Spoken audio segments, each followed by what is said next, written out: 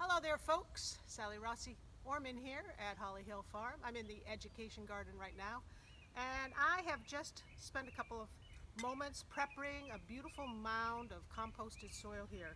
And in lieu of other places to plant, this is a perfect place to plant a Three Sisters garden. Three Sisters Garden. We might remember back in our second and third grade lessons about the Three Sisters Gardens, where information that we learned how to grow things properly here in New England from the local Native Americans that had been thriving here for over thousands of years. And the Three Sisters are corn and beans and squash. And it's the story and the lesson about when plants are planted together, they can help each other grow. It's called companion planting in our more scientific talking about when we're planting in our gardens. But it's a beautiful historical lesson about how plants, when planted correctly together, how they can both enrich their own growth and also enrich our diet, because corn, beans, and squash, when they are eaten together, complete a complete meal, and it provides all your nutrients and vitamins and proteins that you might need in your meal. So I'm going to begin with a beautiful mounded soil here, full of compost, because corn is a plant that takes a lot of nutrients out of the ground. It's a fast-growing grass, really what it is. And I started these corn a while back because we find that in planting around here, everything wants to eat corn. If you think about it, it's a grain. It's an old grass. In fact, the original corn back 10, 15, 20,000 years ago, before it was really created to be eaten like corns on the cob, was only a little piece of grass that had maybe 6 kernels on it. And it's through the thousands of years of native indigenous people breeding them and growing them that they are now what we look at as corn.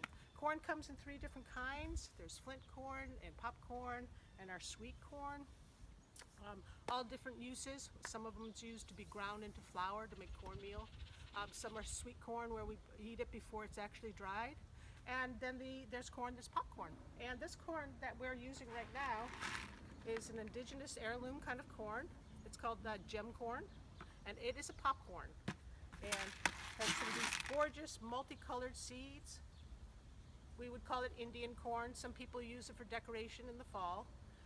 But it's actually edible, and we like to use it here because it is heirloom, and being that we're organic and we like to promote natural and native species, that we're going to be planting corn. So now I could have planted this in the mounds, but because we've had some unusual spring weather, it's best if we started with our little starts, our little corn starts. Now these guys are not going to be 12 feet tall. These guys only grow about 6 feet tall.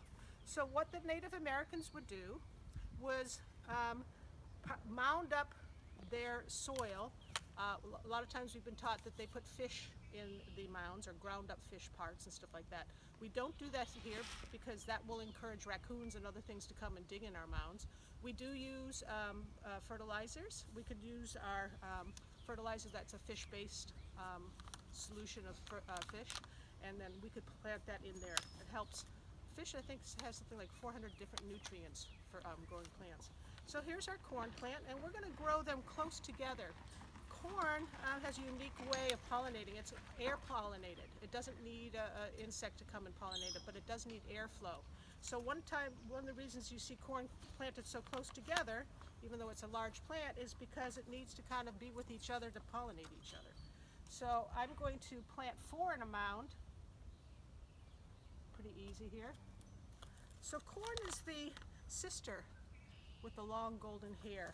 We always think of the tendrils at the end of a corn cob, of the tendrils. They look yellow before they start to brown up and dry and stuff like that.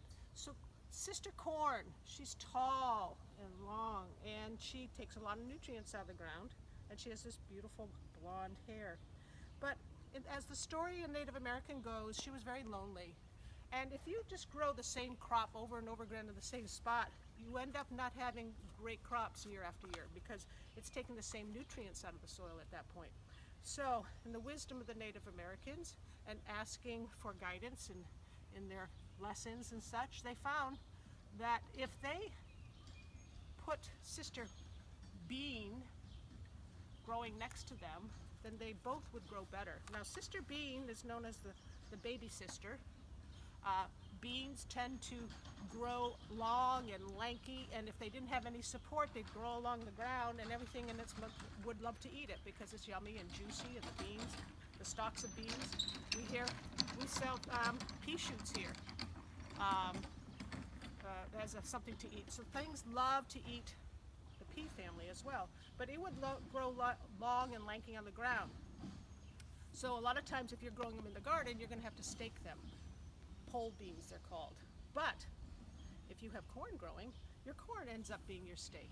So little baby sister bean is not only going to be using the corn as a stake to grow up and spiral up towards the sun and get its chlorophyll and food value from the sun, but beans and everything else in the legume family, peas and that sort of thing, have a really unique ability. Their gift is to be able to take the nitrogen from the air and bring it into the plant and store it in the ground in little nodules along their roots. And so in doing that, they're bringing food into the soil for the corn to be able to feed. Again, corn being fed by itself will be depleted. With the bean growing next to it, it's now feeding the corn nitrogen under the soil, and because it's a big grower, it needs those nutrients. It's a great little relationship there. So corn and beans grown together. So I've soaked these beans. This is a heritage pole bean. It's called Kentucky Wonder. It's a green bean. There would have been many different varieties. We know a lot of different types of beans. And what I usually do is I take one corn and I might plant 5 or 6 beans right around the corn. Now, is every bean that I plant going to come up? It's one thing we learn about growing things, right?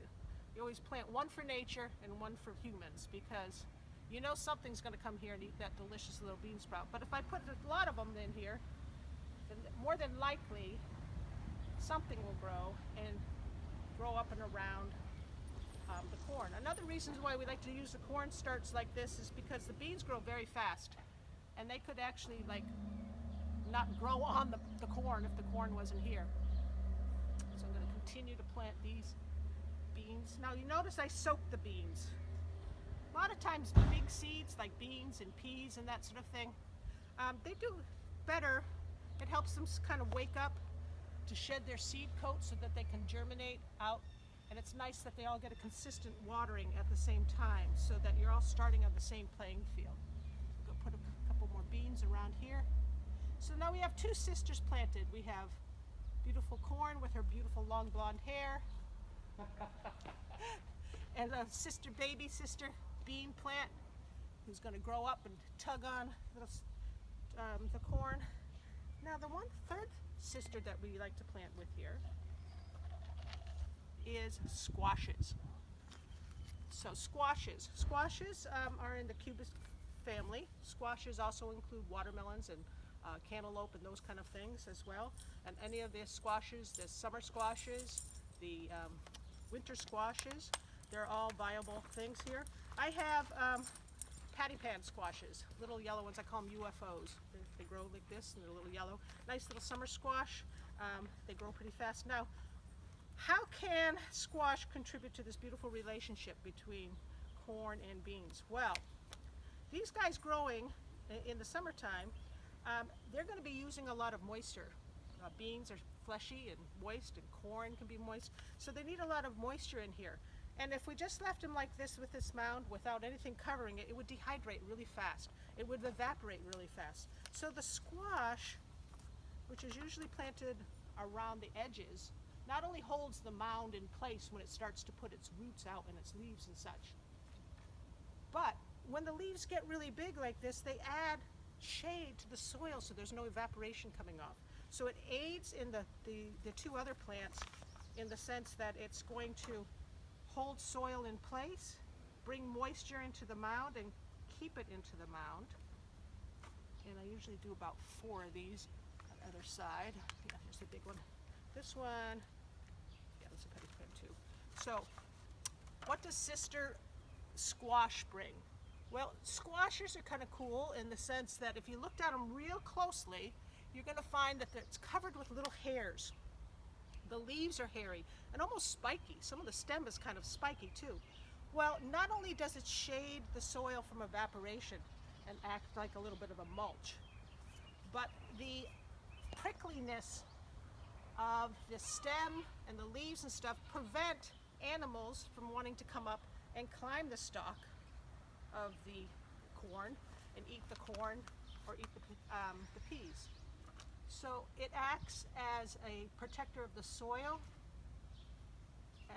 and of the other plants. Now, that little pea plant is still going to give this plant nitrogen as well. So they help each other grow that way as well. And in eating all three, corn, beans, and squash, a complete meal. The other unique thing about the Three Sisters Gardens is that the individual seeds can be eaten. You can eat pumpkin seeds, right? You can eat corn seeds if you grind them or if you pop them. And the same thing with peas. You can eat peas in the pod, or sometimes you have to shell them, but you can eat them. They also dry very well, so they're very transportable. If you were a Native American, you didn't want seeds that were going to die in a couple of months. In fact, the person who held the seeds in the tribe was considered a very important person, because that was the person who ensured that they would have food for the next year.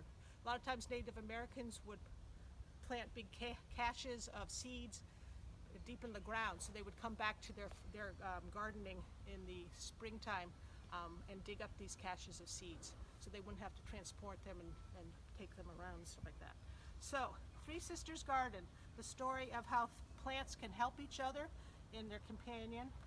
And it's a lesson that the Native Americans bring down, because Native Americans didn't have written word, and all their lessons about life were about how to survive. So it's a Three Sisters lesson is more about how plants coming together or people coming together will be more fruitful. And it's about sharing space, but also helping each other grow. And hopefully in a couple of weeks, we'll start to see the beans germinating. The corn should be a couple of feet higher. And as they start to ripen, we usually eat the beans first, and then the squashes, and then the corn starts to come out in late August and September. And then we can start our popcorn party. Thank you for joining me for our planting our Three Sisters garden today in this educational garden. I've got another one to plant over here, but I'll leave you with this. Remember, working together, we can do anything. But if we do things by ourselves, things don't go so well. I'm hoping that you enjoyed this little lesson on the Three Sisters Garden. Thank you.